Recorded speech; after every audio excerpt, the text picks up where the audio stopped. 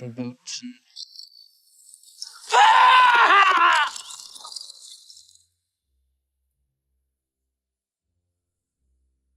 There's a lot of people think that Dances with Wolves was a script for us. It wasn't. It was a book. The hope was that Michael would really end up with a great novel. We weren't thinking movie at that time. It wasn't something I wanted to write. It was just something I had to write. I was consumed that I wanted to make this movie.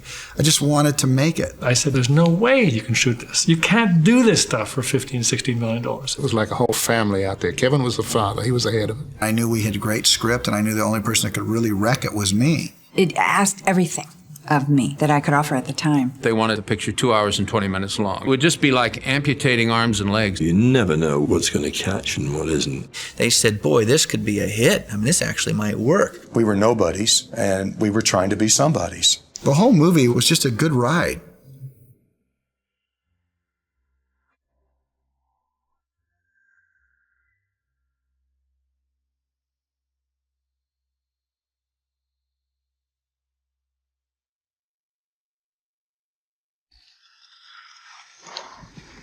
The year is 1863, as the Sioux Nation lives its last years on an untouched land. A bloody civil war rages in the eastern part of the country. A hero of that war heads west for one last look at the frontier. This is the story of that man, the making of a movie, and the dream of three friends, a writer, a producer, and a director. Kevin Costner directs and stars as Lieutenant John J. Dunbar in the sweeping Western adventure Dances with Wolves.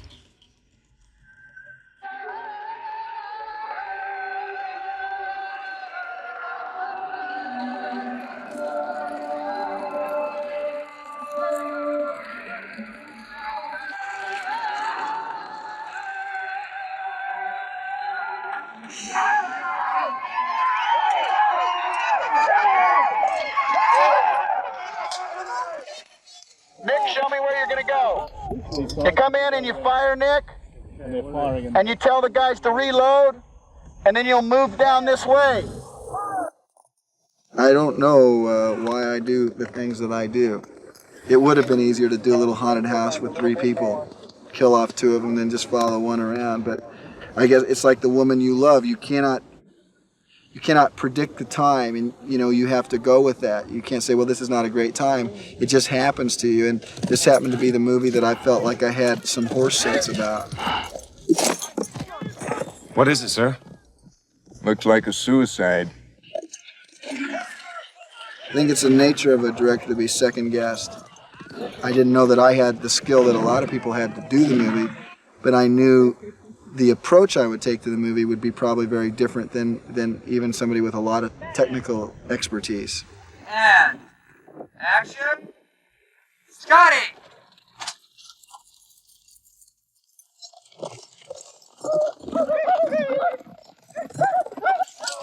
I look for poignancy and I look for dilemma, because I think there's nothing greater than to be sitting in the audience and not being sure what you would have done.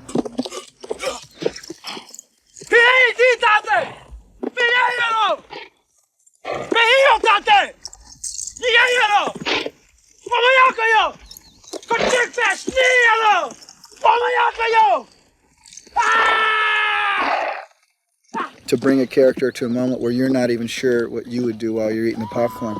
That's what movies are about. They're about dilemma, and they're about trying to be poignant.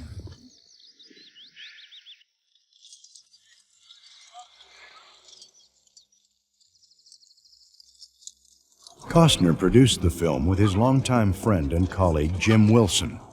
It still amazes me. I know when I read the screenplay first up, I wasn't certain just how big this was until I came out and I started to look at these kinds of sites and the prairie and started to talk numbers with Kevin.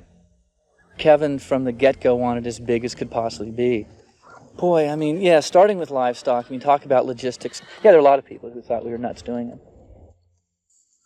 Dances with Wolves was written by another of Costner's oldest and closest friends, Michael Blake. Kevin's visions don't always line up exactly with my visions.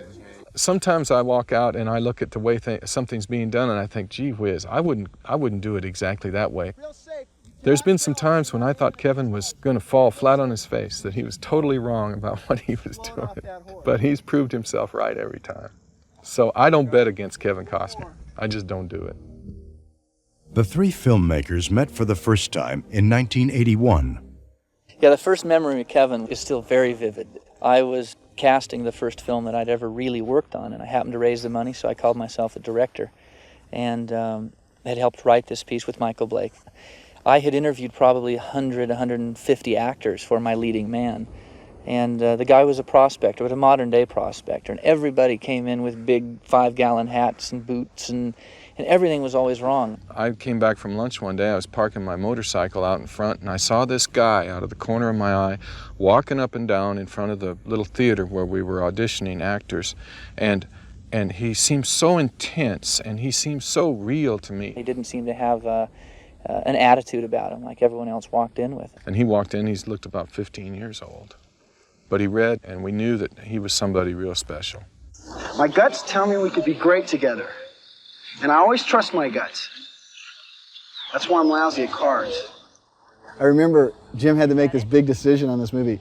Do I let him room by himself or do I make him room with somebody else? And he decided finally that since I was carrying his picture for $500 a week, that he would give me my own room. But I remember I fell back on the bed just like you do in that snow, make one of those angel things, and I just roared at the ceiling because somebody had given me a plane ticket, had said, "I'll pay you $500 to act," and I felt like a giant. Connor, you believe it, Connor. If you believe it, we will too. Look right at the lens, all the time. Who is it, Willie? They look like Pawnee. Get the kids, get them in the house. Get them in the house. Go, kids. Christine! What do they want? I don't know. Oh, now there's a big fight. Start to back up, looking at the pony, you're scared. Get on your knees, Willie, tell her to run. I was not very old when I came to be with the people. For me, being, a white person, given this opportunity to get inside a culture that is just so full of spirituality and love, it's a kind of opportunity that you just don't even know how to explain or even know how to sort of sit with. Tanka.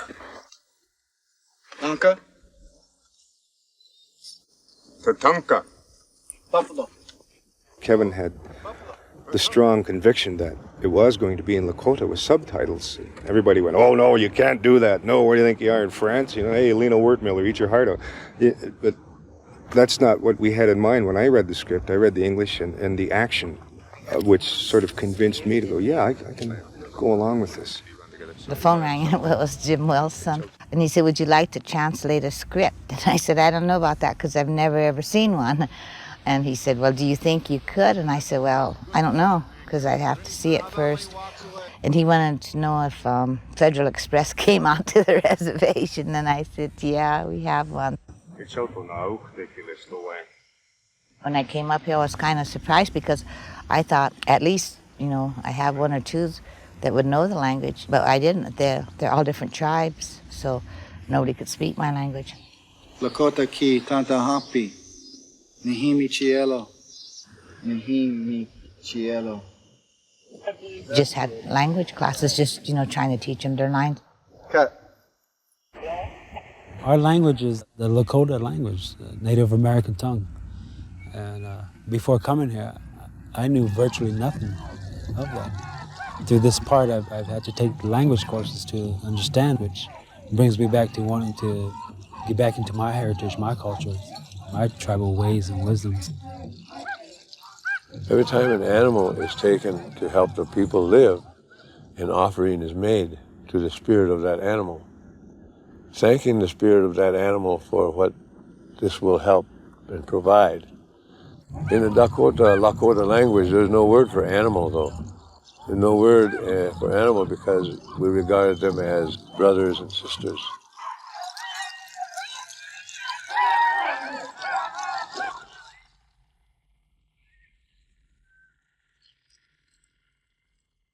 The guys we had ride, the Native Americans, were wild, and they were great rodeo riders. You should have seen these guys walking around town. The girls would come up to them, they say, "You in this movie, Dances with Wolves?" Surfer. "Yeah, I'm in it." "Are you an extra?" "Are you a buffalo rider?" They were like surfers, though. They were like, "Check it out, dude. I do. I ride with the buffaloes." You got to be coming right in here, and you got to be ahead of me. It looks like I'm ahead of you there until right now. Kevin does, I'd say, 95% of his own stunts. We have a wonderful coordinator, Norman Howell, who doubles Kevin on his stunts, but we're both sticklers for perfection, and so that's why Kevin likes to do so many of his own stunts. He was up on the horse every day, riding again and again and again, and this is, shooting his gun.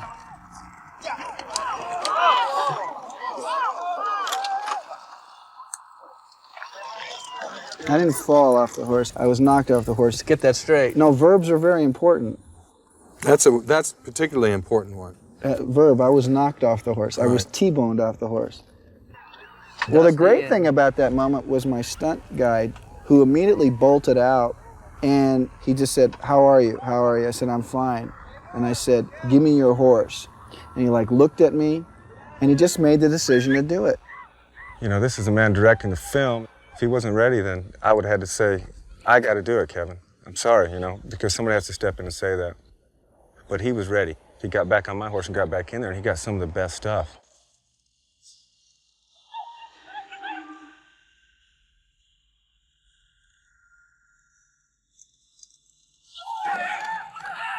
We wanted to make sure that no buffalo got hurt, so we had to resort to some pretty exotic special effects. And hit it, Norman. Go, baby. Oh! Good, careful. Here we go!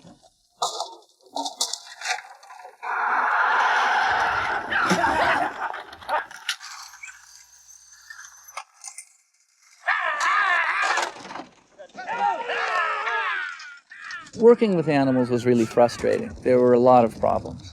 We heard right off the bat not to use wolves. Everybody said, do not use wolves. They're incredibly difficult to work with. Kevin and I never dreamt that part of our job description would be teaching a wolf how to howl.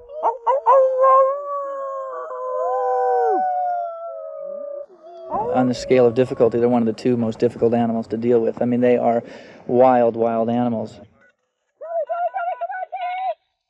We saw a lot of films, looked at a lot of footage of half-breeds, of Malamutes, of Siberian Huskies, of you name it. And none of them, although in look they may look like a wolf, they didn't walk like a wolf. And this whole film is authentic. And to come out in the namesake, the picture Dances with Wolves, to not use real wolves, I think would be a travesty.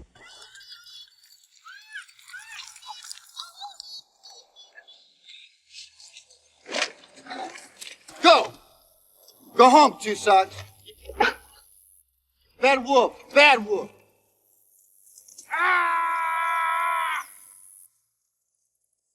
Background watching, no smiling, action.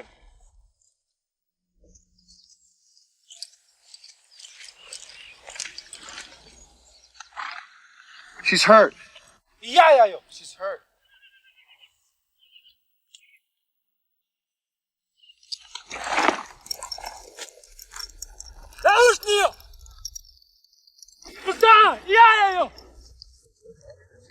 This movie actually started out as a book. Kevin was the one that pushed me to write it. I wrote the entire book in my car, really, in L.A. I couldn't pay my rent. It was either get a job and have an apartment or write the book and be on the street. So I chose the latter. I didn't like being a tramp. Everything packed into the car. Everything I was packed a tramp. into the car. Jim would let Michael come sit on his bed with Teresa and read to him chapters. And Michael would say to me, "Kevin, I got this chapter," and I would just go right by.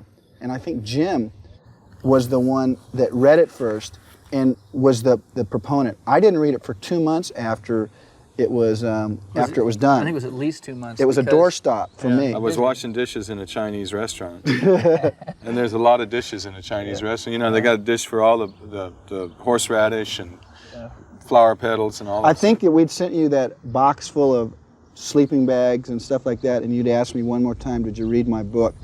And that's when I just said, "Geez, that's it."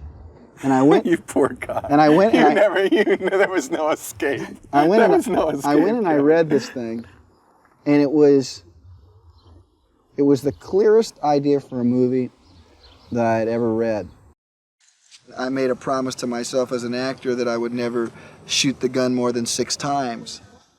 You know, I just hated that in movies. And so it seems to me that when you make a movie that deals with Native Americans, you should be using Native Americans, and you should be using the best ones that you can find that have the most presence and the soul about them. In the casting of this movie, One of the things that I'm so encouraged about is that the Native American people that have been cast in the movie are such human beings themselves. It's as if they've been cast perfectly for the character, which is really hard to do because the tradition of Hollywood is, we need an Indian, go get an Indian. Somebody that looked like an Indian, stick him here and take the picture and then send him home. Well, it's not that way this time. From what I know of the Omaha tribe of Nebraska, of which I am a member, is we weren't a warring tribe. We wasn't a belligerent tribe. We were generous people. We're kind of a quiet people, but we're never ever were portrayed that way till this movie. It kind of shows that, you know, that the ground is sacred to us, you know, everything is sacred to us. Our concept of life, of the earth being a living thing, that natural forces, winds, everything is a part of life, was an alien concept to the people who came here. When we share the pipe and smoke the pipe in a ceremony, we pray to God through this pipe. And when we smoke this pipe, the smoke carries our thoughts to the Great Spirit as it goes up. I chose, through one way or another, to surrender my heritage. And that's one of the mistakes of life that I regret, but yet it can't be changed. And the only thing that I can do is go back and try to pick up where I left off.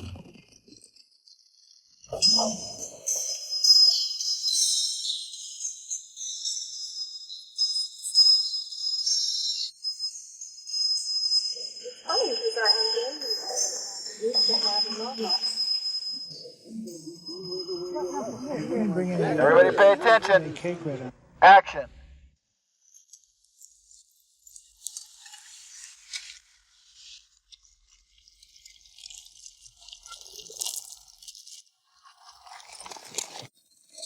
Ah! Ah!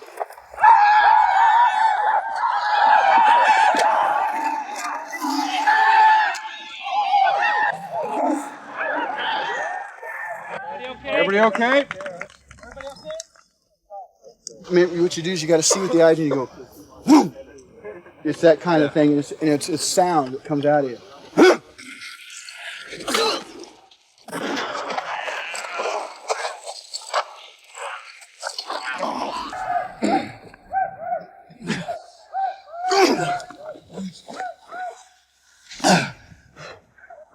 My God. I don't think I could direct again for a long time. I don't know where those days came from. When I look at Dances with Wolves, I even look at scenes to this day that make me sweat. I think, could I have done that again? Because there was nothing casual about this movie. There was no concession about the movie. This movie's done, and I don't know where any more of it would come from. I didn't think too much about it, you know. I think that's what petrifies us now looking back. Because we did it for all the right reasons, and now we look back and we think, gee, we used to swim, you know, one of those kind of things when you're a kid, you go swim in one of those ponds, and later on you look back and you think, did we used to go swimming in that thing? Because it's so dangerous. Yeah. You know what I mean? Oh, I know. Making the movie was kind of like that. It Very was like, dangerous did we thing. make that movie? I mean, what were we thinking about? I mean, what? Well, I had so many people say to me, though, quietly, and friends that you would know, who would say, "Are you? Why this one, though?" Every endeavor you do, people are going to say, don't do it. It's the people that go defy that end up getting stuff done.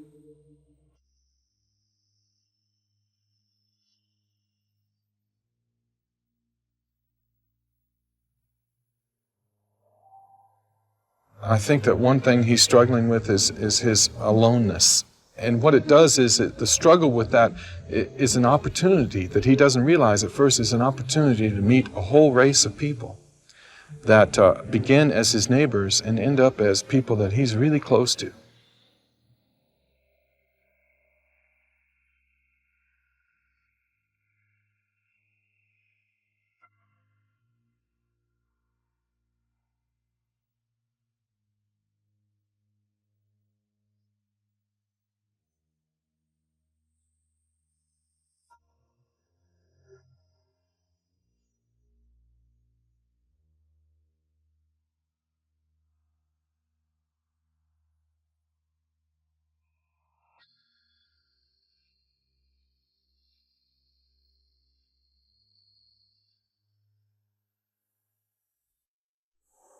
It's been said that all wisdom and knowledge first came from the animals. And I have to say I've learned a great deal over the years from my friend Sage. I found Sage on the plains of South Dakota on the set of Dances with Wolves, so I thought it only appropriate that we introduce my photographs together. In 1989, producer Jim Wilson asked me to shoot the publicity photographs, even though I'd never shot one picture on a feature film set before. But with Jim's guidance and Kevin Costner's generosity, I went on to document a truly unique motion picture, which for me was one of the most memorable experiences of my career. Join us as we look back on my images from this amazing adventure.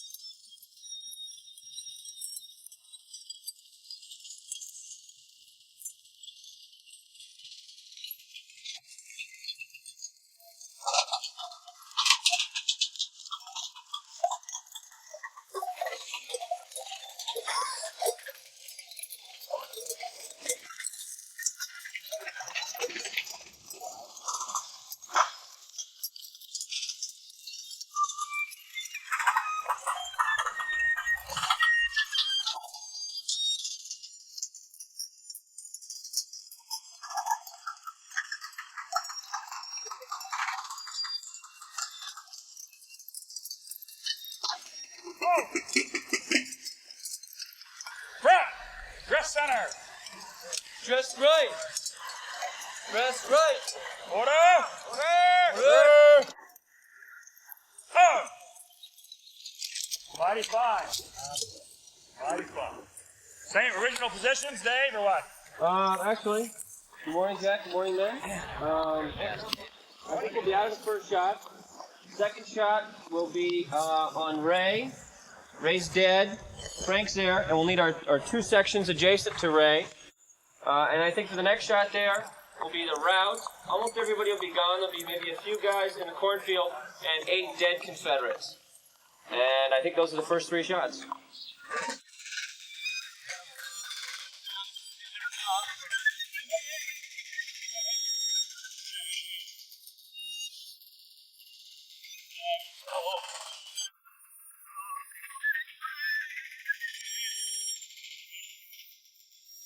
I wish I would see you.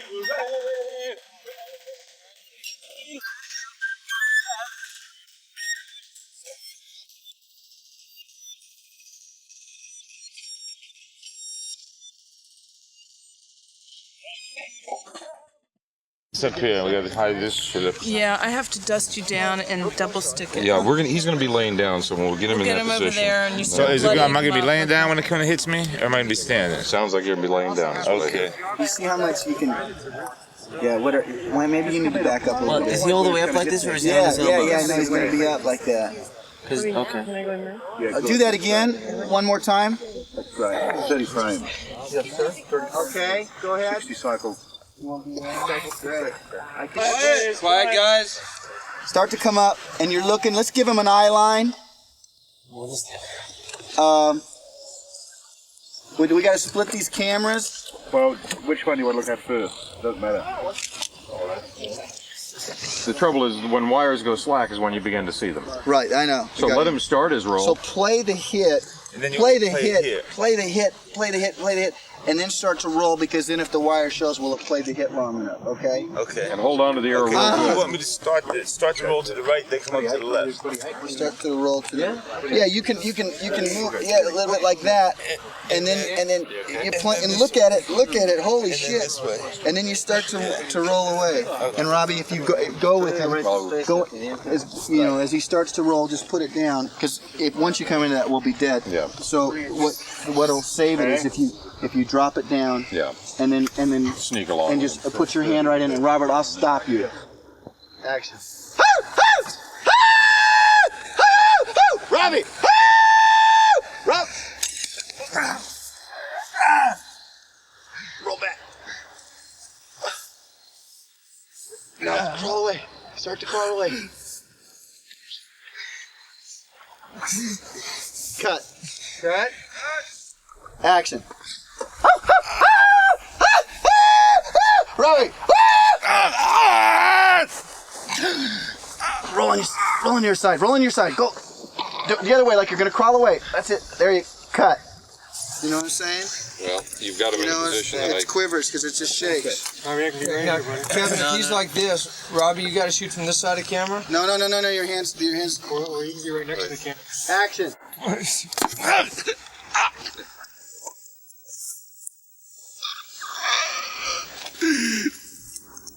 Grab the arrow. Go to the arrow, guys. Up, your hand up a little bit. There we go. On the wires. Cut. Good. Cut. Good. Pretty good. Robert. Go ahead, flip that deal so that. There you go. Let me see the 250 though, please. 215? I'm like this, right, Kevin? Let's go to the 150. Okay. Action. Move the hand, Robert.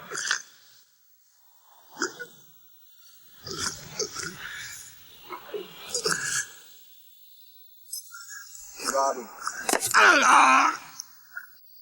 Get the other arrow, Robert. Grab the other arrow. There it is.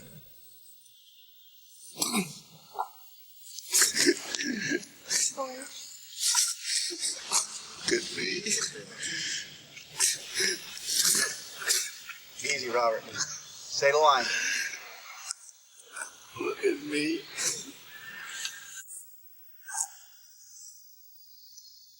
Say the line twice.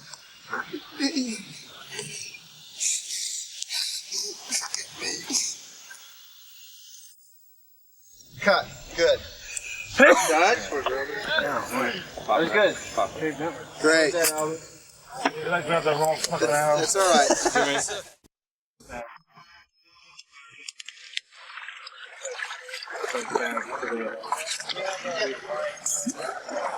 Cut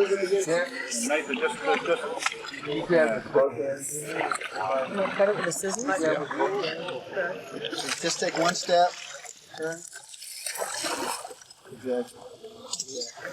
That might be the thing to do. Because I felt like I'm turning while you're throwing it. Yeah, it's hard. It's hard for me to see it.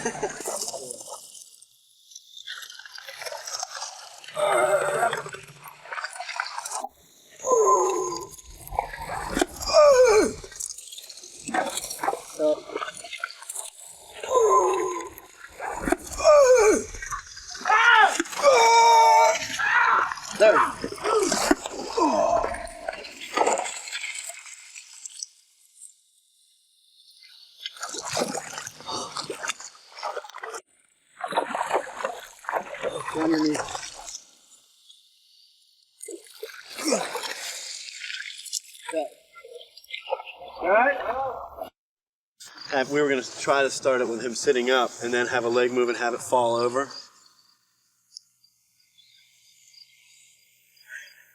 What we were thinking about doing to start off the shot was to have him up on his stomach, then he can roll over and stop moving.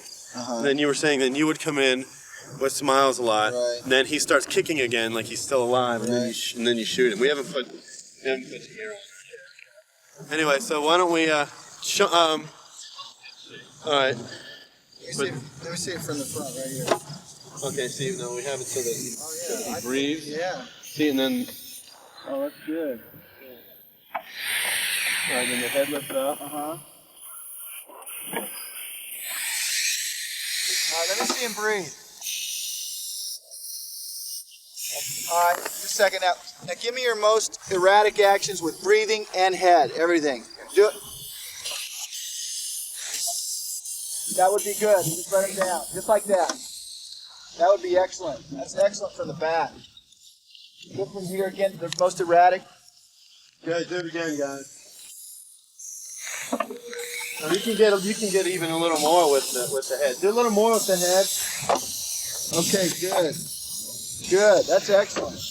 Okay. Good. Now, let me see it from the front.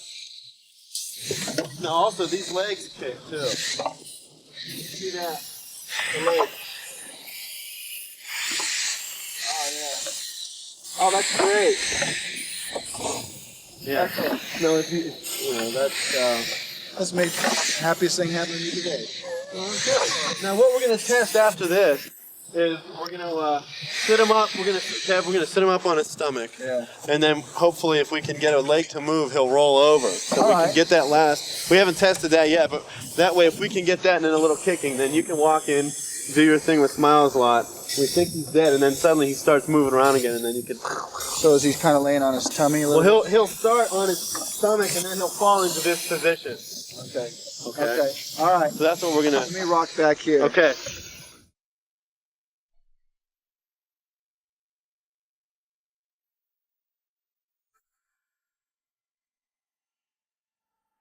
I met Michael Blake at the Berkeley Film Institute. I was a sophomore going to Cal.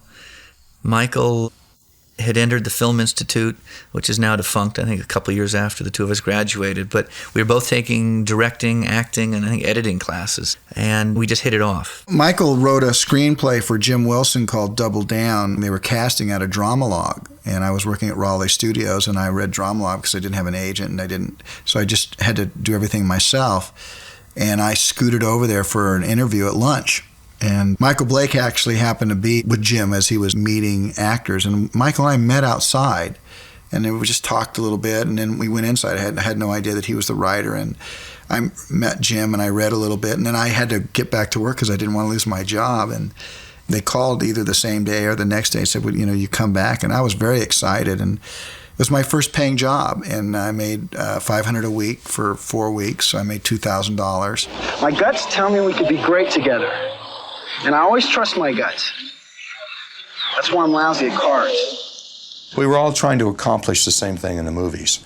We were nobodies, and we were trying to be somebodies. I think in a honest kind of way. We really were going for the art, not the money. We would just sit haunted at night, talking into the night about what our lives could be like if we could get our own visions out there. I had read Bury My Heart at Wounded Knee when I was an underground journalist and reviewed it, and thought it was a spectacular book because I'd never seen Indians humanized before. Then a few years later I read it again, and that spurred an incredible amount of reading about Native American history, particularly buffalo culture history. And I never intended to write a book, but the more I read, the more ideas came up inside of me, and I realized finally that I had to write this book. I had challenged Michael in a very fierce way to write something more than a screenplay, to write a book, because he's a very gifted writer, and he was frustrated with the 120-page format. He wrote some of it, I know, at Kevin's house. He stayed with my wife and I for quite a while downstairs. We had a little nook where he would go and write, and Michael would come at night, and it was great. My wife and I'd be sitting in bed. We were newly married, and Michael would sit on the edge of the bed. I remember one wonderful moment. I was reading a chapter to them, and I looked at them, and they were both in bed going, and I stopped. And all of a sudden, their eyes flew open, and then what happened? And I thought, that I'm onto something here.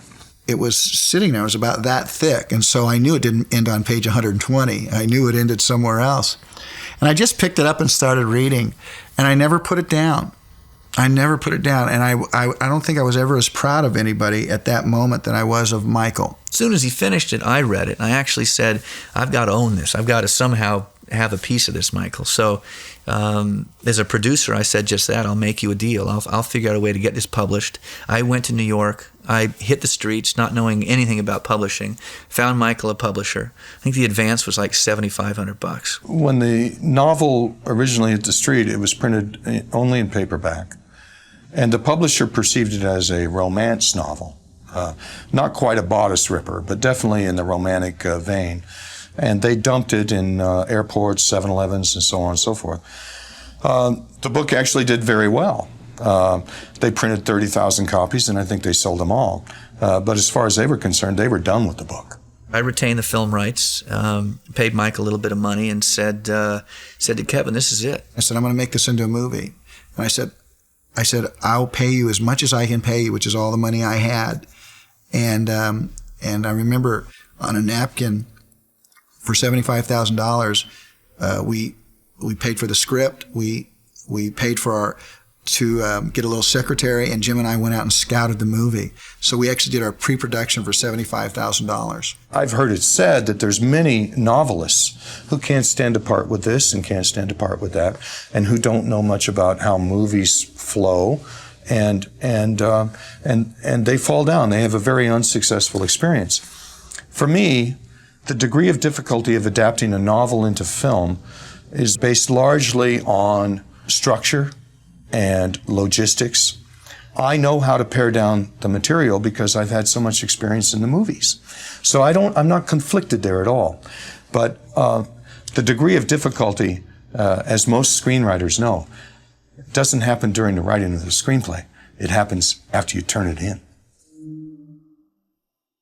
He did a really good job on his first pass. I was really impressed because I didn't know if he was going to be able to do that. I didn't know how to do it, and I didn't know if he was going to be able to know how to do it. And the bones were there. And when I say bones, it was more than bones.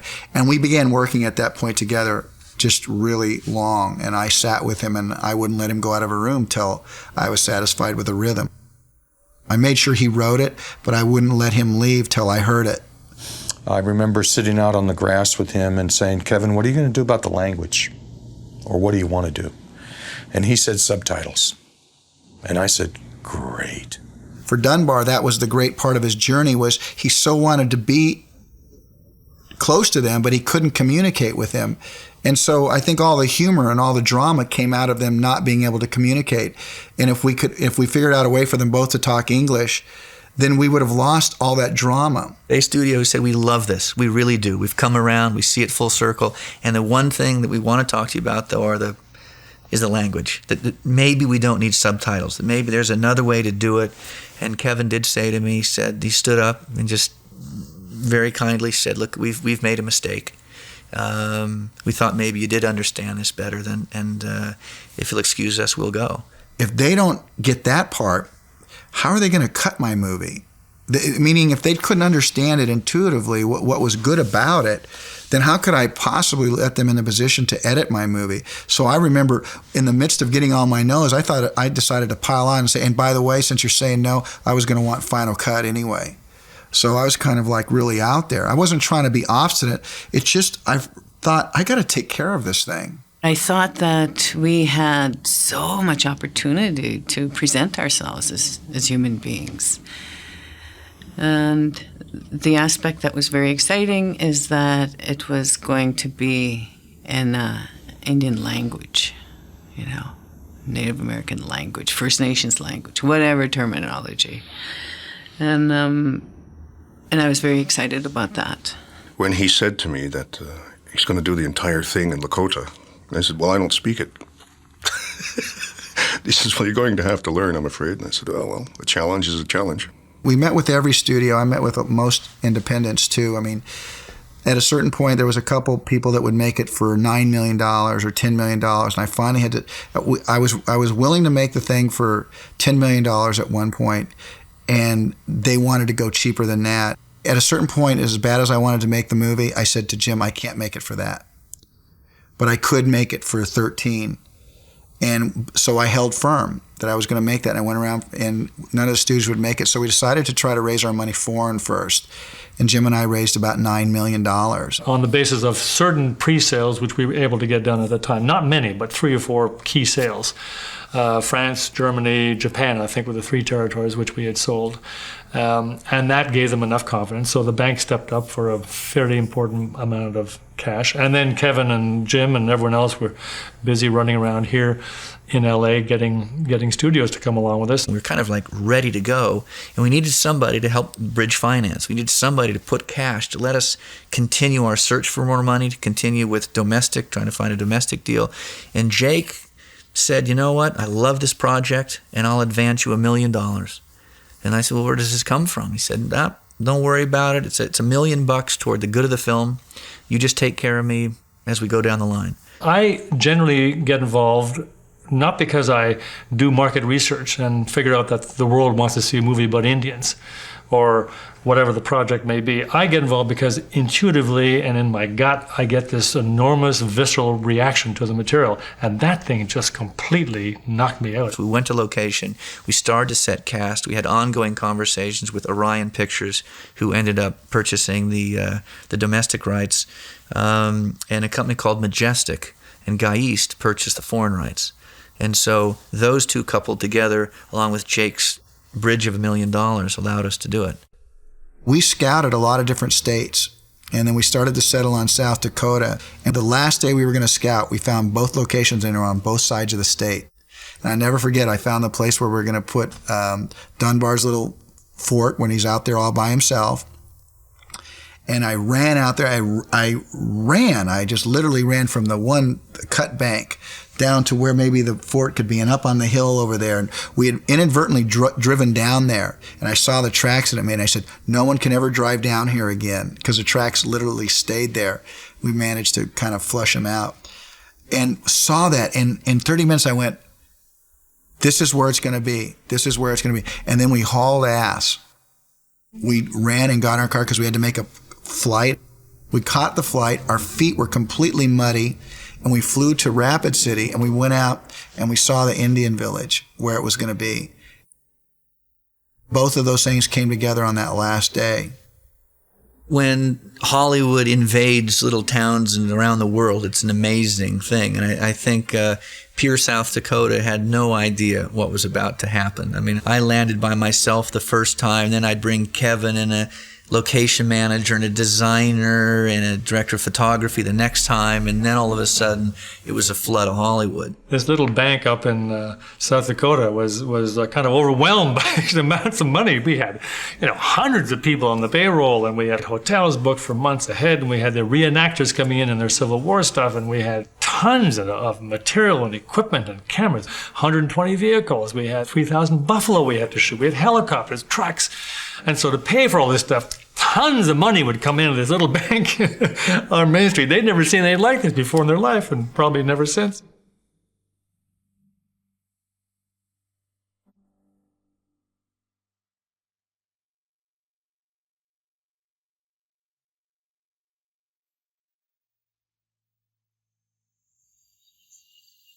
The largest set piece in dances, clearly, in both the writing of it and Kevin's conceptual of the film, was the buffalo hunt. So we spent more time thinking about how do you do that? How is that arranged? I came across a lot of beautiful locations, but none of them had any kind of buffalo population. I finally hit the Triple U Ranch in South Dakota, and there were a little over 3,000 head there, which was, I think, the largest privately owned buffalo herd in the world. So I talked to Roy Houck, who was the former lieutenant governor of the state of South Dakota, and I explained to him what it was we intended to do with the buffalo. And his grin just was from ear to ear, and he said, "Man, if you can do that, I'd like to see it." Hello from Houck's Movie Buffalo Ranch. You're welcome. Hundreds of horses, hundreds of extras. Gandhi of the Plains right here. Kevin loved to tell the stories about how buffalo were in the West at one time, about stopping trains for 2 days and how big they used to be and all that. And I think Kevin had a real affinity for buffalo. You're going to hear rolling and action, and I'll wave and go. But if you see me going like this, that means you have to go. You'll tell that I'm really animated. If they start to charge, then we're just going to have to go with them. I had meetings with Kevin talking about the stunts and the action. He wanted to use Native Americans as stuntmen. He didn't want to do the status quo, which they'd always done, which is bring Hollywood stuntmen out and paint them down. And luckily we found some bull riders and some rodeo guys that were Native Americans, so I knew they were rough and tumble. And when it came time to do the buffalo hunt, these guys had practiced. And so not only could they shoot their tipped arrows at the buffalo, they could reload while going full blast, which is not easy, and fire several arrows. They got very good at it. I mean, it was like they got a chance to go back and do what their ancestors did. And they took it very serious. We hope they're going to be in here. We think they're going to take the line of that little mini, see that little tiny little creek thing down there? We think they're going to be around about there, which puts us back a bit too far here. I think we'd want to all push down. You okay? Here they come, Phil! Well, that's why we've got these cones here. Yeah, that's good. They hate orange cones. They hate orange cones. They'll be like anything to avoid orange cones. Fred, pull it back, 10 feet, 12 feet, 2 feet. Ah! See the whites of their eyes, we're in trouble. Yeah, no. If you see their tails up that's and right. their heads down. Yeah, 2,000 tails. Yeah. We really kind of had a blank chalkboard. We shot that sequence in like about 5 days. And I think if somebody told us that we only had 5 days, we wouldn't have thought we could do it. But we said, well, this is what we're going to do. So everybody's got to be really looking over at me. And when I wave, that's when you guys will go. Now, don't get yourselves in positions that you can't get out of. I mean, it's pretty scary. But I don't need for you to get too far in front of the buffalo. Basically, we're trying to push them towards that camera and up to our right. Okay? We're not trying to have them go that way. So you realize that this crest, if you're on that crest, maybe they'll see you and they'll continue to bend that way. Buffalo, we're 5 minutes away. Everybody get 2 cameras. Copy that.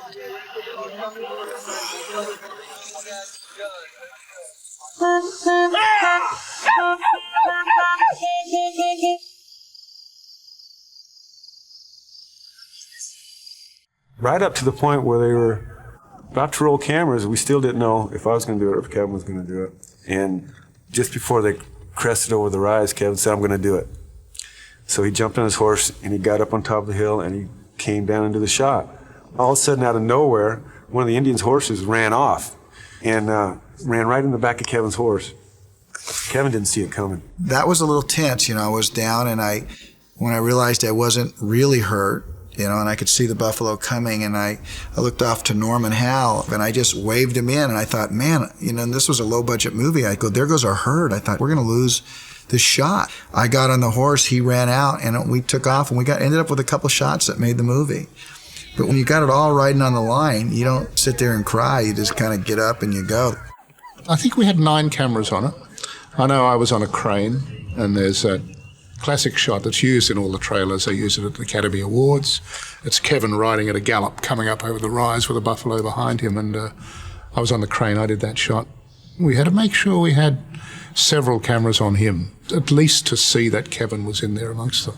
And he said he wanted to do it because it hadn't been done for 100 years. Man hadn't ridden in a buffalo hunt, and he wanted to be part of that. He didn't want to be left out of it. What you see is, for me, one of the most magnificent stunts or work by an actor in an action film, because this guy is riding this horse in the middle of 2,000-pound animals. God knows which way they're going to go. A million holes, and a horse could go down and just snap an ankle and fly, but nothing happened to anybody.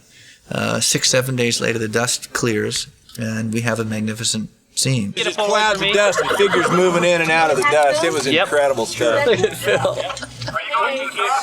That's a real Buffalo Warrior right there. Look at your faces. Will someone bring mine back? I lost my hat. Oh, watch, you're gonna come from the left. Oh, jeez. Boy, look at him knock that horse over on the top. Boy.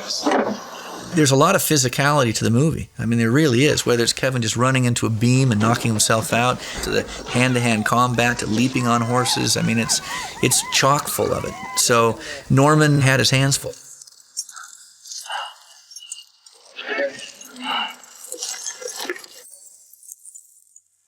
All right. That's good. Ah, big Norm. All right. Nice one, Norman. Thank you. Are you going to do it over? No, one time. I like that. Action.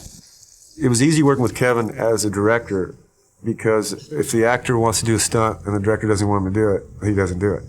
But Kevin, when he wanted to do a stunt, he's also the director. So, that was what we were going to do. We were going to do it the way, Kevin wanted to do it. And he wanted to do everything. So I would rehearse it, try to get all the bugs worked out of it, and then he would jump in there and do it. We knew exactly what we were going to do when we got to the sets. Cut. What is it, sir? Looks like a suicide. The only thing that was a big surprise was in the Civil War sequence when Kevin was riding the buckskin out there across the pasture. Riflemen were firing, and they were all missing him, and then he threw his arms up in the air and took his hands off the reins. That wasn't talked about at all. And I was standing behind the fence. It was all in a big pasture, so there was fences all the way around it. And he had his hands and his eyes closed, he's like this, and he got closer and closer to that fence, and I said, Kevin, look up, look up! And he finally opened his eyes and he picked that horse up. That was one of the things that was very spontaneous and surprising. I kind of just knew what I wanted to do, and I didn't think of it as a burden, as an extra thing. The producing was actually harder, to make real critical decisions about what I was actually trying to do artistically.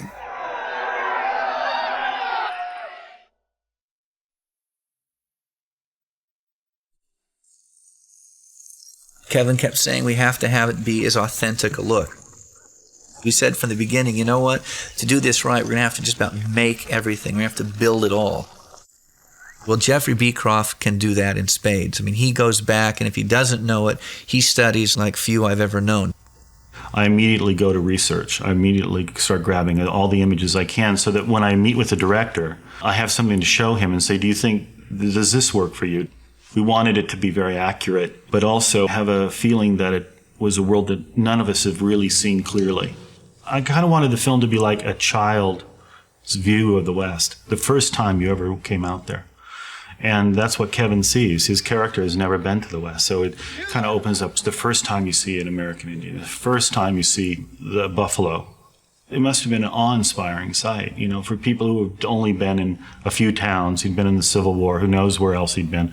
But this was space on a dramatic scale. And I think for us, we wanted to make that image kind of click with the audience so that you really felt this was kind of a fresh, new way to see it, but also a very romantic way to see it, painterly. Jeff Beecroft is a tremendous designer. When we had to do the Civil War, I felt the film should be in the fall. And Jim came to me because, Jeff, we can't go back east to shoot. We can't do it. We were going to do it. We can't do it now. So I built this set in the middle of a parched earth, and we irrigated it, grew all the grass, grew all the corn, everything. And then I decided that I was going to paint all the trees to fall. And so we painted probably 1,000 trees, all to have fall-colored leaves. Everybody thought I was nuts, but we got giant orchard sprayers and sprayed it all and painted every single leaf. I had to make it look like you're in Tennessee, and I think it worked. And also it was everybody's, I think, favorite set to come out to, because we've been out in Fort Sedgwick in the dust and the dirt for a long time. And then you finally got a breath of fresh air when you got to the Civil War scene. All of the film feels so real, partly because you're putting him in these costumes that we didn't just go to your typical house and rent these pieces. It was painstaking to go through and to figure out what each costume would be. I was the costume designer on Dances with Wolves, but the Sioux are really the ones that designed the costumes in essence, because all the elements came from history, and from them I just put different elements together to create a character. I like the whole idea that when an actor puts on the costume, that they feel the part and become the part and are the part. That is actually my biggest challenge. When they feel that, then I feel that I've been successful. I helped my granny tan hides when I was a kid, and that's something that was definitely a part of my reality. It helped connect to who I was as that person. Once I got the dress on, I remember the first day thinking, there's no way. It was like flying in over the prairies, like, oh my gosh, 3 months of this thing, come on, you've got to be kidding me. But it goes away. After a few days, I don't think I ever thought about it. It's like putting on a uniform. It was just what you wore. Let's tie in here. Everything is new when you make it, and we had to really age everything down tremendously so it looked like it had been worn for many years. And don't forget, when Native Americans make these kind of costumes with the quill work and what have you, the women sit there and they take months and sometimes years in creating these costumes, whereas we had to do it in a very short amount of time. These costumes were all hand-designed, all done with natural tanned leather, stuff like that. Natural tanned buffalo hide, and the smell of the natural tan stuff, it's intoxicating, it's wonderful. I think Elsa just did a superb job. I think she really got it. And she worked with absolutely nothing. She had like no money, and we all had no money. But we didn't really know that then. Now we know that we had no money. It's very important for me to work very close with the production designer, because it's a very close marriage together. We worked out the color palette together so that we would be in harmony with that. Because ultimately, I mean, he being the production designer, you're really responsible for the whole look of everything. But he trusted me explicitly once I started going and he felt comfortable. As usual, they just leave the costume designer alone. The most defining moment for me was after the hard work of getting the costumes together and made and completely finished. I think when we did the camera test, literally brought tears to my eyes, because it was like delivering a baby. To me, on Dances with Wolves, it was a huge moment when it all really came together. And it's when we did the makeup and wardrobe and hair tests, which are generally fairly technical tests. You put the actors in a little stage somewhere, and in this case it happened to be a deserted concrete store in Pierre in South Dakota. And we put a camera down, I put a track down, and I had a wind machine, a little fan to blow the hair. And I lit fairly dramatically in there just to get a good look at Kevin in all of his different hair pieces and wardrobes and moustache, and with the Native Americans with their traditional looks, which I could only imagine as a kid from Australia. I could only imagine the Native Americans, some with the feathers. And it was pretty straightforward camera wardrobe tests. We screened it a couple of days later in Pierre in the projection room we had set up at the hotel. Looking at these people and looking at the wind blowing their hair, and the camera would move on in their face and their eyes. And I tell you, the lights came on after that screening, and there were people with tears rolling down their cheeks. It sort of had come together. Set. Action. Well before I even arrived in South Dakota, I received this tape, my language tape that Doris Leader Charge sent me. And Doris, who passed away last year, was the shining eye of that whole experience. She's just this sparkly, amazing woman, and she became our coach.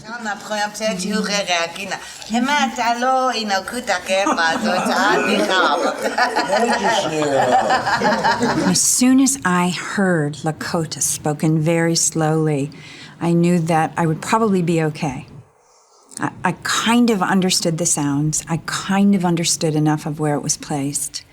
And then when we arrived in South Dakota and we started doing language class, I felt more confident because I assumed naively that I would be the only one struggling with the language because I was the only white girl, you know. But my fellow Native Americans speak in different tongues than Lakota. Not everyone was Lakota. So we were all learning some new sounds, and I didn't feel quite as lost as I'd had anticipated I would be. The sounds in Lakota are, to my experience, they're a mixture of Cree sounds and the Dene sounds. My grandmother spoke both Cree and Dene. So it was kind of fun to be able to do that. I remember one morning after about a month of learning the language, I got up, went right through the entire script without looking at it.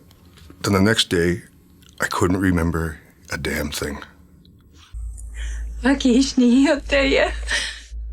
She didn't let her language die, and her spirit lives on, both in this film and in the people that she's touched. She ensured for her people that her language would live on in this movie, and she ensured for herself that her presence will never die. It's kind of hard to talk about Doris because I miss her. There was an energy that Doris carried into everything that she did, and her commitment to the language and her commitment to educating Native Americans. She's a very serious warrior, Doris Leader Charge. But she had the biggest heart I've ever met, and she had more fun than anyone I know. Seeing Doris on the stage in her Native American dress and having her speak Lakota, to me, made every single moment of it have more meaning. Well, a large part of making this film, what makes it work, is that whole emotional side, which we said from the beginning, it's kind of got to be a family affair, because we knew we were out there a long time. Kevin had his 3 children. You know, I had my daughter, my wife. A lot of people kind of made the trek out there. And we invited that. We said, let's do it. The morale really wasn't the problem. We thought it might be when you're that far away from home. But every week there were great stories to tell, and people were pooped anyway by the weekend. They better be.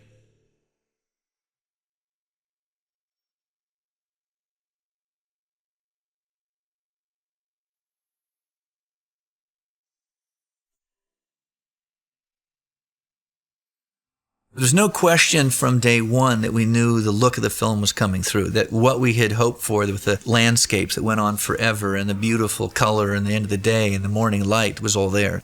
When you have a star who's also directing a picture, Kevin can only spend so much time composing and looking through the lens, and so you had to lean on Dean a bit. Dean was a veteran, a great Australian who brought some of his crew with him. Yeah, I would say, a good deal of the look of the film is Dean. I think the look of the film just sort of evolved, really. I know Kevin had very strong images of the way he wanted to shoot it, and certain images in the film. He had really, really strong pictures in his mind. The Black Hills in the fall, and then the Black Hills in the winter. I mean, it's not a bad start. Now put Jeffrey Beecroft's, like his great design, his great villages, his great buildings. Fort Sedgwick, as tiny as it was really a magnificent set and very workable. Put together on top of that the Native Americans with a superb wardrobe that had been designed. And then give it some late afternoon light and the autumn leaves, and boy, you've got a lot to start with there. So the look sort of became what it was and what Kevin had wanted, I think. I always felt armed with the script. And everything I saw in the camera, if it didn't tell me the story of the script, then I wasn't interested. And Dean really respected that. I loved the idea of doing a Western, another Western, something with that scope, something of that proportion. I just wanted to do the picture. It was one of those that you read and there's no question. You want to be part of it. Good. You're out. Good. Good. Exactly. That's the ticket. Nah, that He didn't do his wolf. Do you want him to do that wolf? Dudley, take the slate out. Cross camera. Here. No, he did. Dean made the working relationship great. I had never worked with a cameraman, so I wasn't exactly sure how to do it. You know, I mean, I didn't know what the etiquette was, and I had an idea how I wanted it to look in terms of pretty straight ahead. You know, I don't try to get too fancy. And Dean just absorbed that and then brought his skill to my approach to it. In this shot, I'll start to make... I'm sure there's probably things, I mean, I even look at things now, I think, oh, I'd do it just a little bit differently. And I'm sure Dean maybe was thinking the same thing really even on the spot, but very gracious man and let me have my head with the way I wanted to tell the story dramatically. And he just lit it beautifully and really just gave us images that we'll never ever forget. It really is warm, it's romantic, it looks like a painter lit it. You can have great sets, but if you don't have great light, you can't see them. Well, I could go on about him forever. Actually. I think most people have a misconception when at least the people that I talk to about what an editor does, they think that an editor is like a censor, the person who cuts out all the dirty words and the bad parts of the picture. Actually, the editor is probably just the opposite. The editor is the person who puts the film together.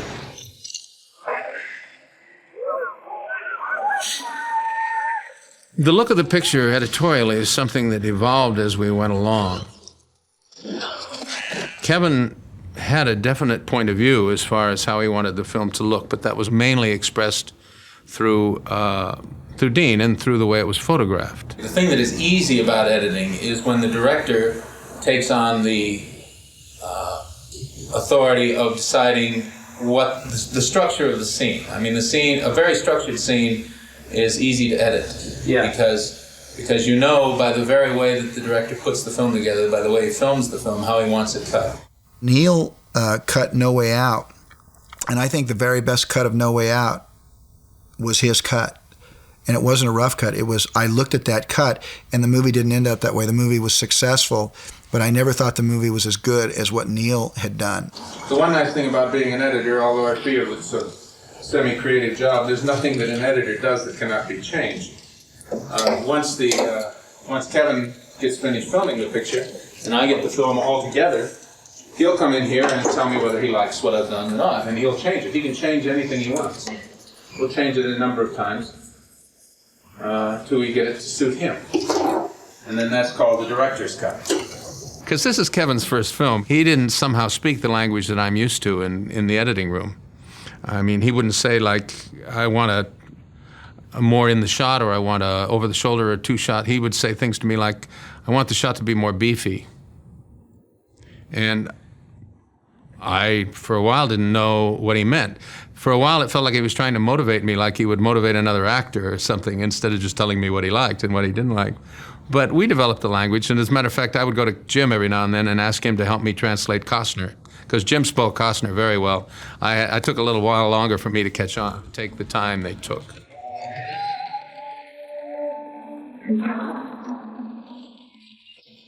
For a director, I'm sure it's very difficult to take a scene which he's expended hundreds of thousands of dollars on, and a lot of sweat and energy and days standing in the freezing cold to film, and then just say, let's chuck it, let's throw it out. Yeah. Oh, it's just, I mean, it'd be like throwing part of your body away. And those kinds of decisions, when we get down to that, tend to create tension. Mm-hmm. And so they'll be tense. It'll be tense moments, and it's difficult to avoid. The original edict from Orion was that they wanted to have the picture 2 hours and 20 minutes long. I remember that because that became sort of a sign that we hung in the cutting room, sort of like 2 hours and 20 minutes. We got to get it down to 2 hours and 20 minutes. And there came a time when it would just be like amputating arms and legs to get it down to 220. We ended up getting it down to 3 hours, and that was not without some struggle. An editor is most successful if his work is invisible. If you can go to a movie and you can look at a film and you can not know what an editor does, not know that any of those cuts existed. As it progressed and as it got more and more along, I found myself really pleased to have the opportunity to work on it. And I could find very little to find wrong with it. It is breathtaking, and it is probably more so than I could have envisioned.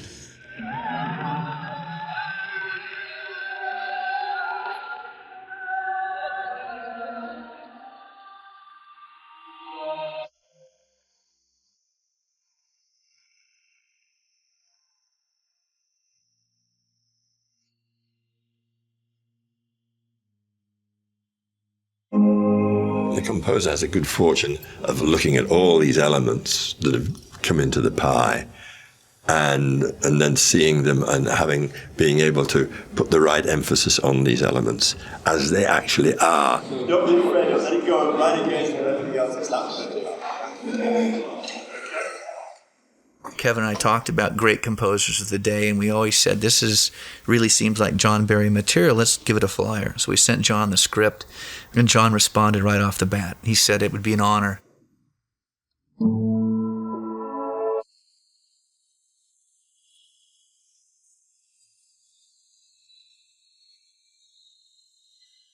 It was a total different experience for me, and wonderful being an Englishman to be able to sit down and write this 100% all-American story. It was obviously going to be, or needed to be, a very melodic score, I thought. I love working with melody. I think if you can capture the essence of something in the simplest possible way, which is what melody is, then you're halfway there.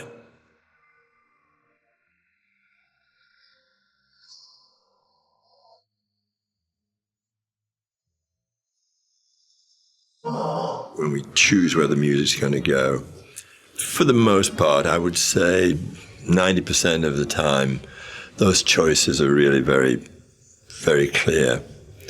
And both the director and yourself are in sync. Can we see this again, please? There are areas, however, where I'll say, there's something here I'd like to do. And the director may have said, well, I never ever thought of using that, I don't see that at all. And I'll say, well, look, let me do it, And they'll say, okay, you want to do that, fine. They usually get a little, huffy about it, but for the most part, they say, right, go ahead and do it.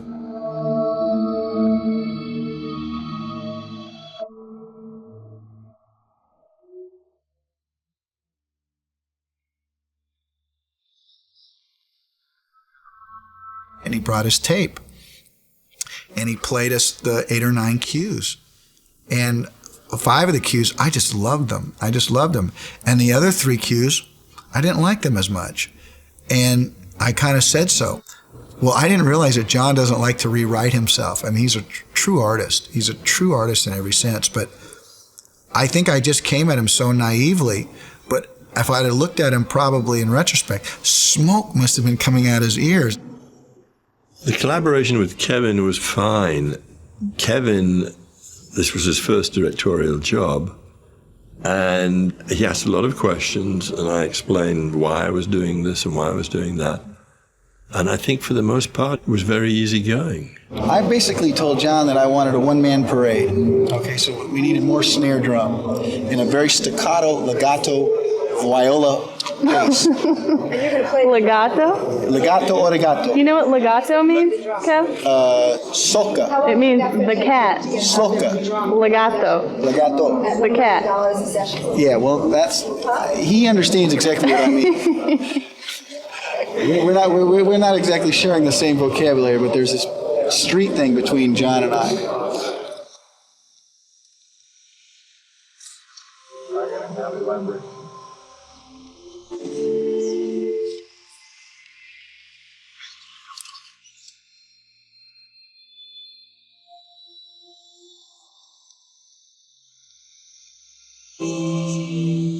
It's one of the most wondrous times in the picture for me, because it's like near the end of the project.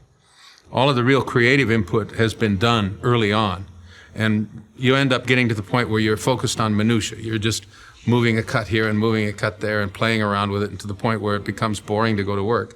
And then suddenly you go to the scoring session, which I always try to attend, and it infuses a whole new area of creation into the picture. And John Barry's score was no exception. It was absolutely gorgeous. Right in front of me was a lady playing this enormous harp. And I was watching her back as she was watching the screen, and I could see mutely, I could see two Sox being killed and falling down and all that. And when she turned around, when John went in the control booth and she turned around, there were tears running down her face that had been running down her face while she was playing. And I thought, this is the real deal. This music's right for this movie. Enough said.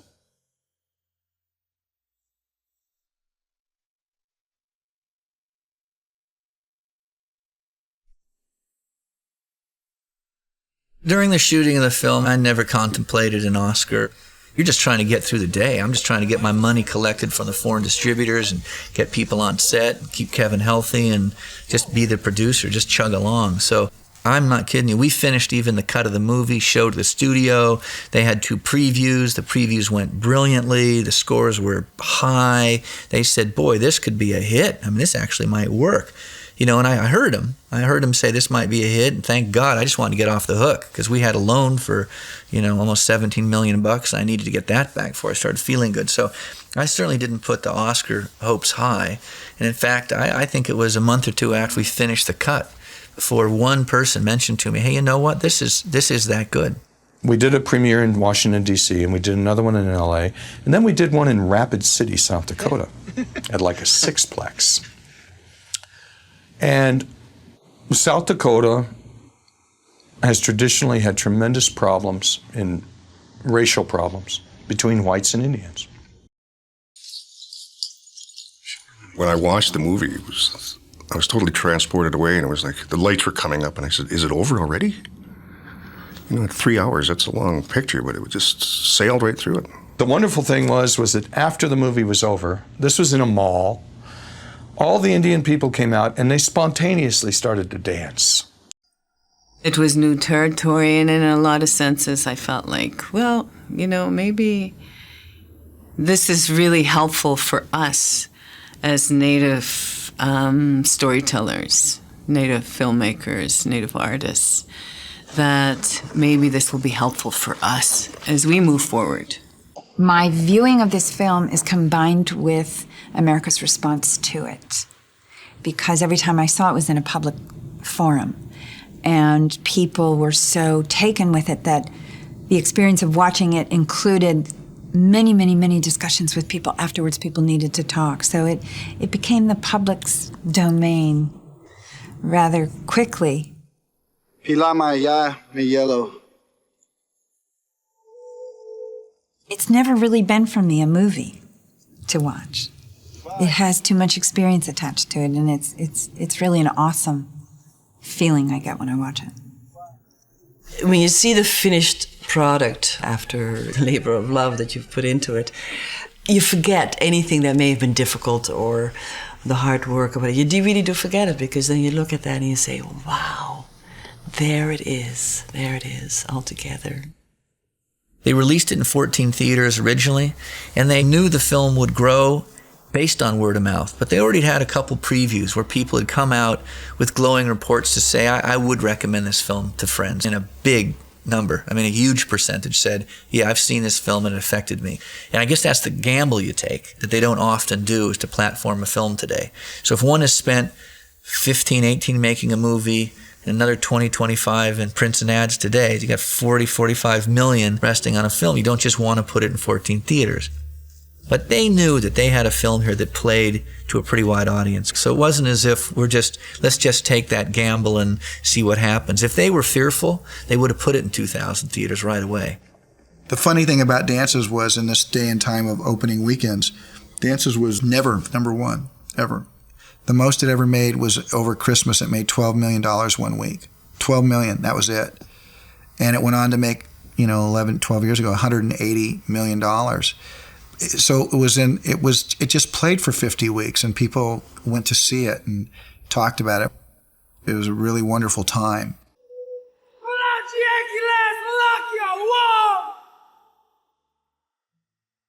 You never know what's going to catch and what isn't.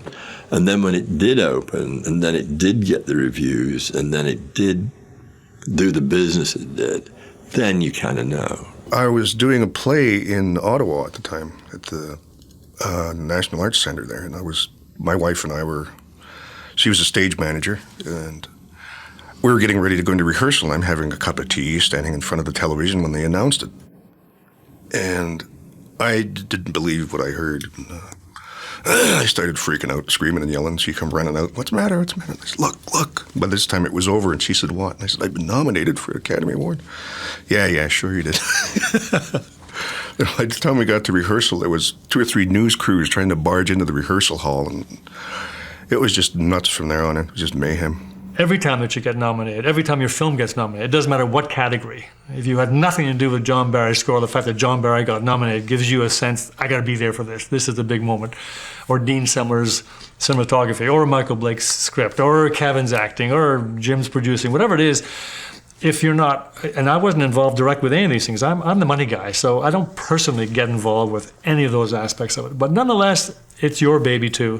I think the limo arrived at about 2:30 to pick us up, and the door opened in the back, the chauffeur opened the door, and a smoke poured out, and I put my head in there, and there's Graham Greene sitting in there. "Hey, pal," he said, "a big old cigar and a glass of scotch," and he said, "Hey," you know.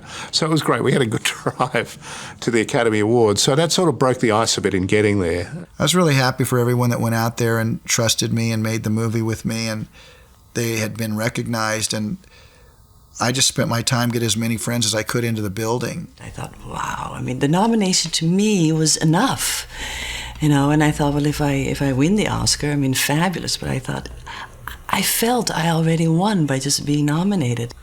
Well, I'm always convinced that I lost at the Academy Awards because I didn't get the lucky nickel that Michael Blake kept giving. He was giving out buffalo head nickels to certain people, and I didn't get one, so maybe that's why I lost. Because I think they worked. Everybody that had one won. I had a very childlike experience with it. I was kind of innocent and having a great deal of fun. I didn't anticipate who would win, how many would win, what would win. I was really afraid to lose because I don't like losing anything. And I did lose and got through it, so that was kind of great, you know. But it was very delightful to be there because there were so many of us. That was what was so unusual. I thought Bruce Davison was going to win myself. It was a big shock when Joe Pesci won. He didn't suspect it either. He just he flipped. He thought I was going to win. So. When I got nominated, "Oh, you're a shoo-in, you're going to win." And I kept saying, "Don't say that. Don't tell me that." As a matter of fact, I asked my wife, if somebody, I said, she was obviously sitting next to me, I said, "If somebody else wins this award, would you hang on to me? Because I'm so prepared to win that I'm going to stand up and I don't want to make a fool of myself. So hold on to me until we're sure that I won the award." And I didn't want to hear that stuff, you know. It was pretty damn special. It was pretty special, but I didn't realize how important it was to my home country, to Australia. I didn't ever realize until I was on a plane flying home. I got on a Qantas plane, fly back to Sydney, and the stewardess came up and said, "Oh, Mr. Semler, do you have it with you?" I said, "What do you mean?" She said, "The Oscar." I said, "Yes, I have, as a matter of fact." She said, "Oh, do you think it'll be prudent to show the passengers?" And I said, "Well, I don't think they're going to be interested at, 3 o'clock in the morning. They've been flying for 11 hours. They're all grumpy and smelly, and they don't want somebody waving a trophy around in their face." She said, "I think you'll find it." And I said, "All right, okay." So I pulled the Oscar out of my little bag, and I then realised how important it was for my country because people wanted to be photographed with it and do interviews and video, and I thought, wow, this really means something down here. It turned out wonderful for me. I was so glad to say something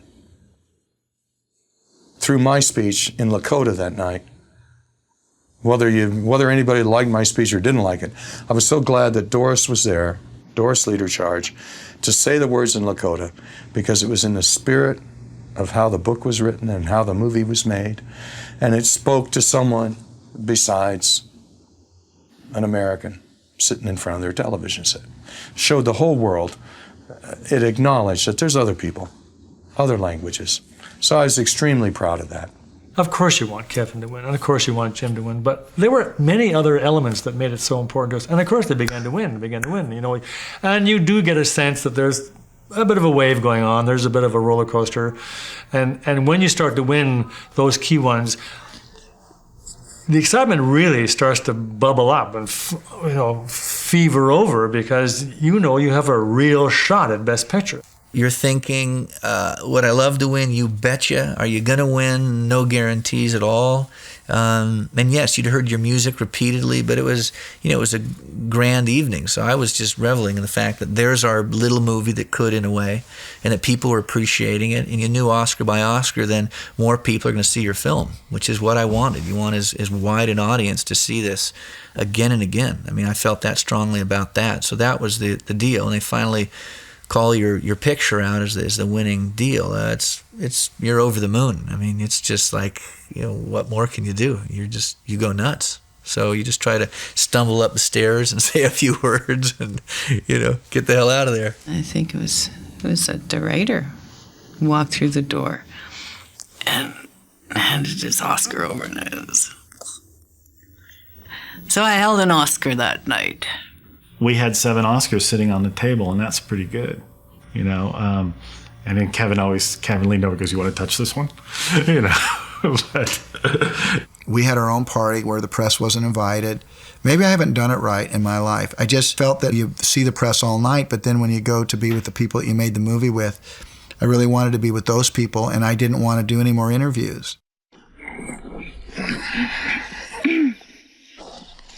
One of my favorite moments in the movie is when Graham and Tantu try and go to bed and he has to pull out one of the kids' dolls out from underneath the skins. There are moments where we have to finally say, we're not any different. We're just exactly the same. We're humans, and we have to stop this thing. And we have to somehow make up for this pain. It has to be dealt with. But I don't think Michael set out to do that. I think he set out to tell the truth. But the truth, when presented with openness and no defensiveness, is the thing that moves people, I think. It was a great time to make a movie, and it felt like you really made something important. You were doing something that was for kind of a greater good. If you get one dance, you've had a great career in the film business. It's a very emotional thing to talk about. I don't know a single person who worked on dances, and there were hundreds, who wasn't deeply affected by it. The energy force of so many individuals that were a part of that project was one of caring very deeply that this story was being told in the best way that it possibly could. So there's a lot of love that's gone into this piece. It was such an extraordinary experience, and something that, to witness that, it was a pretty special part of your life. When I look back on dances, I remember the family and how hard it was for us to let it go when it was finished. It was nice when it won the Academy Award, because then we all had a party together and we all got back together. And there's still a bond between all of us, all the people that worked on that show. It wasn't just a movie after all, was it? No, it actually wasn't. It actually was something better than that. It was something more. It was bringing to life, to awareness, to the present moment, the champions and a champion of that particular culture that has been struggling for so long to stay alive. And here was this beautiful, beautiful example of the strength. In my opinion, it was a perfect choice. When I think of Dances with Wolves and what it means to me, I can't be succinct about that at all. In fact, I can't even define it. It's larger than that. It's something that came out of me and came back to me in the most wondrous way that anyone could imagine. The entire experience of having a Dances with Wolves from beginning to end, I would wish that upon anybody. I mean, that is a story unto itself. To have a close friend conceive of the idea, a Michael Blake come up with a story from a little seed he had in his stories he used to read, and kind of write it at your house, involve your family, and then to get my buddy Kevin to direct it and star in it and just explode with this, and to create a new family, which we did, with the whole Native American population, and to have it have, I guess, the success that it did. That's a great journey. You know, in your life, there's smells that you'll never forget. and there's places you never forget. And for dances, there is a feeling I'll never forget. And the feeling was trusting yourself. The heck with the rest of the world be damned. If you know in your heart you're not an irresponsible person, you're not going out and just trying to make some vanity piece. We had a story about a man who wanted to communicate so badly with his fellow man, who was so lonely because he couldn't, and he did everything that he could, and it was a beautiful culture that no longer exists. And I could tell in the writing that we had that story. So for me, the biggest fear was not making that movie. Good night, sweet prince.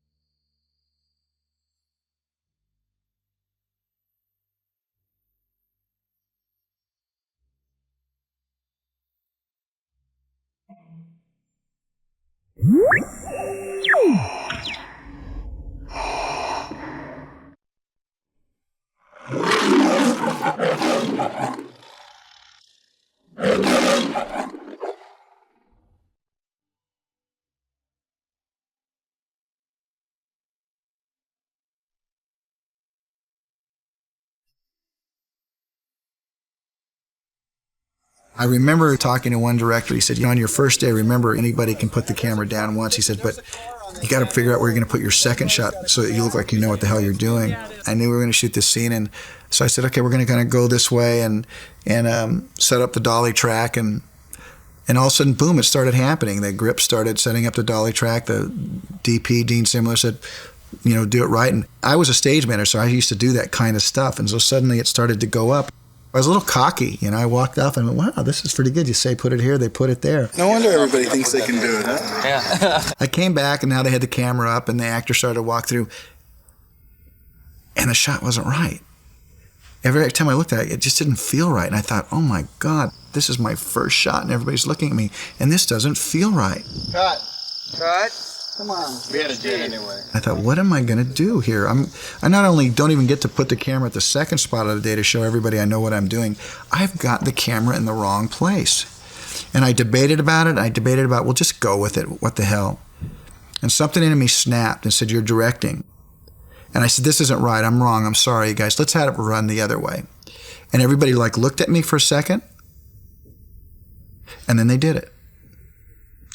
And that 2 moments let me think that I could do this. That moment, and then 2 nights later when we saw the dailies of that day, I looked at it and I go, this looks like a movie. You see that his heart's breaking. It makes you feel ashamed. Because this guy's saying he's proud of you, and you know that there's no reason to be proud of you. From day one, I knew that Kevin was the right guy, that there was no question from day one he was the director. I mean, not only the director, but a great director. I had no question. So it wasn't, I didn't go through 2 weeks and 3 weeks and all of a sudden he began to evolve and become something. It was immediate. I mean, when I saw him set shots, talk to actors, run down the hill, or do another take, look at dailies, talk to him, I knew he was on.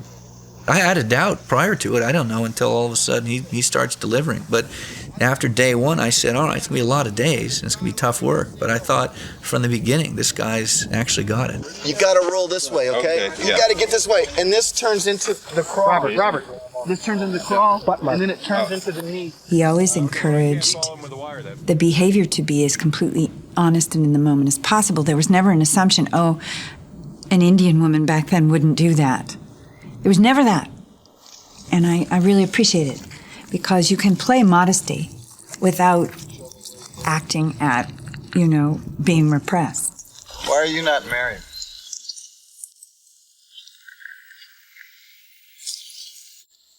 I'm sorry. Has to go.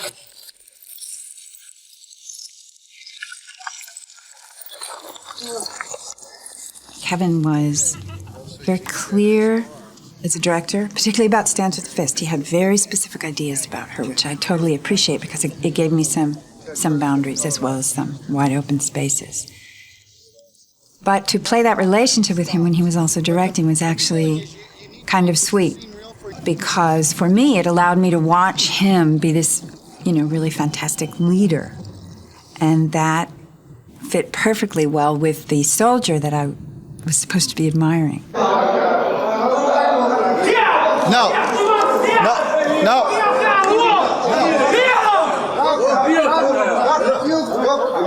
Good. We'll go again right away. That's the exact angle.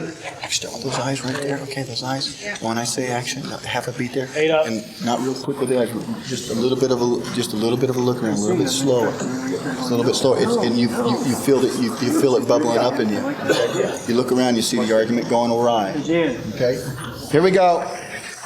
It was an inspiration to everybody in the cast and crew to, just forge ahead. We'll follow you anywhere. So then at the end of this thing, where it says, I'll go, you'll go, and give me where to go, it's more quiet than the last one. It's just more like, okay. There's been a couple times where somebody flubbed a line and just pick it up, So it was that. It wasn't, okay, let's start over again. It was just pick it up.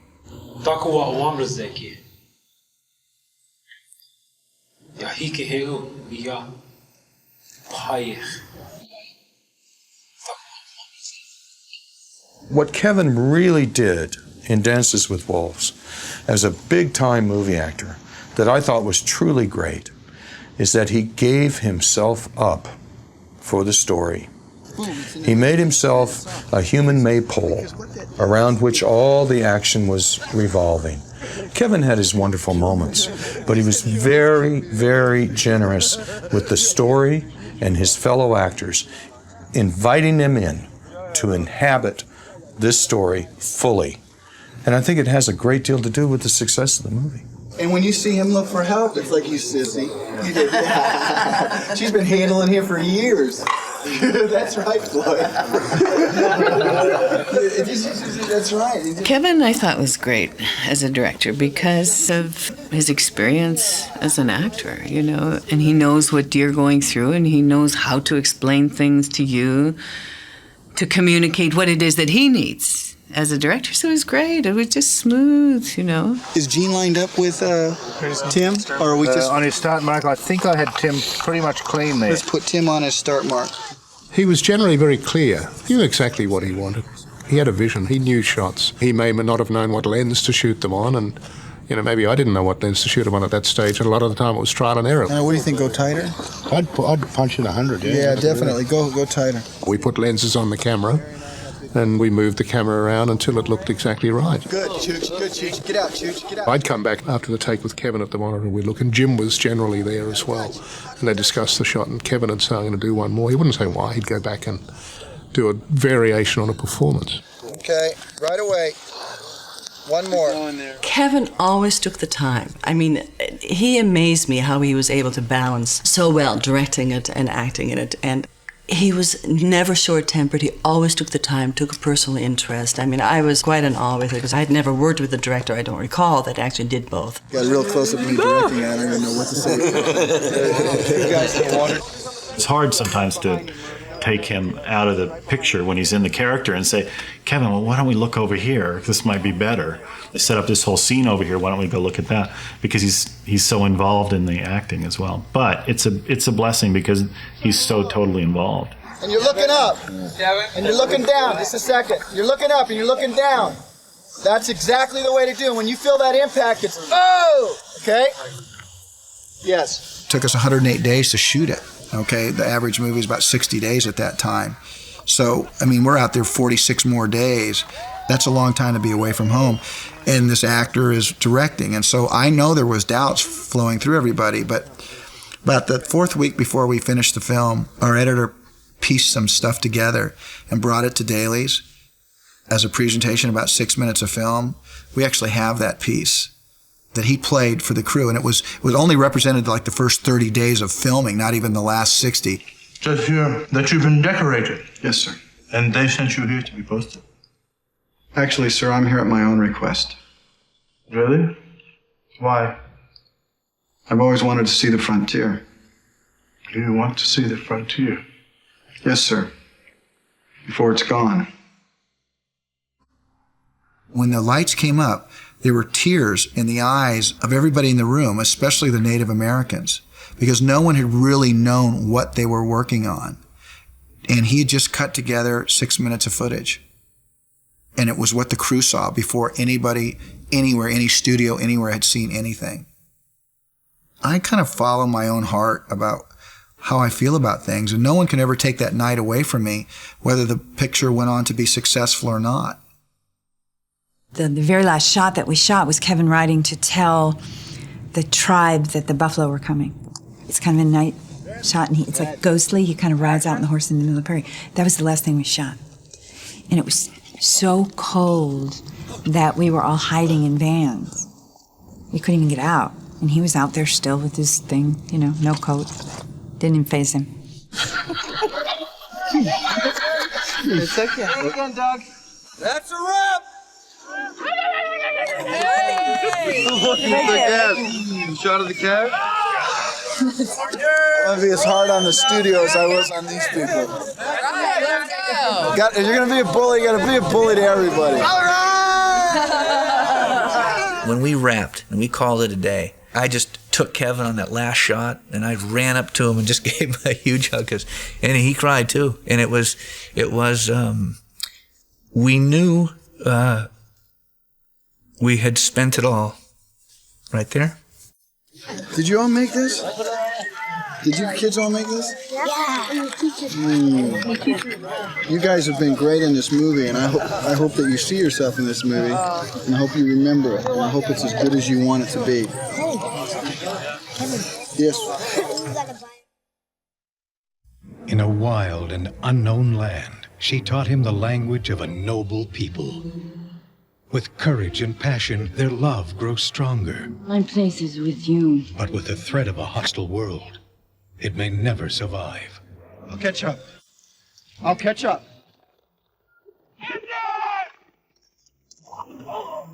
Kevin Costner dances with wolves.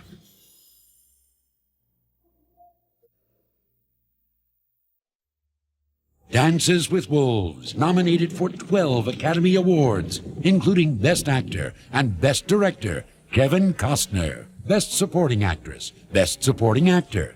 Also Best Screenplay, Original Score, and Best Achievement in Cinematography, Film Editing, Art Direction, Costume Design, and Best Picture. Dances with Wolves.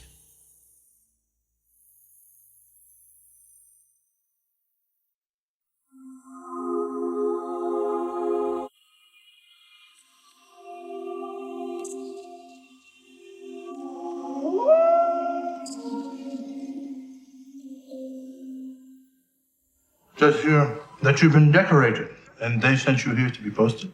Actually, sir, I'm here at my own request. Why? I've always wanted to see the frontier. Do you want to see the frontier? Yes, sir. Before it's gone. There ain't nothing here, Lieutenant. Everybody's run off or got killed. What about Indians?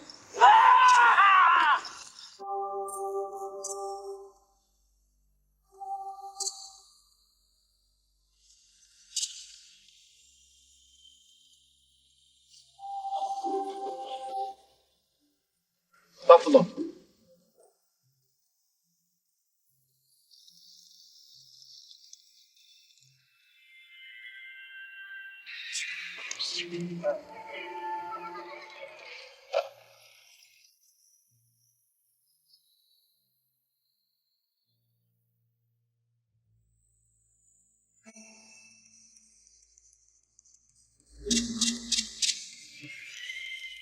They're gonna hang you.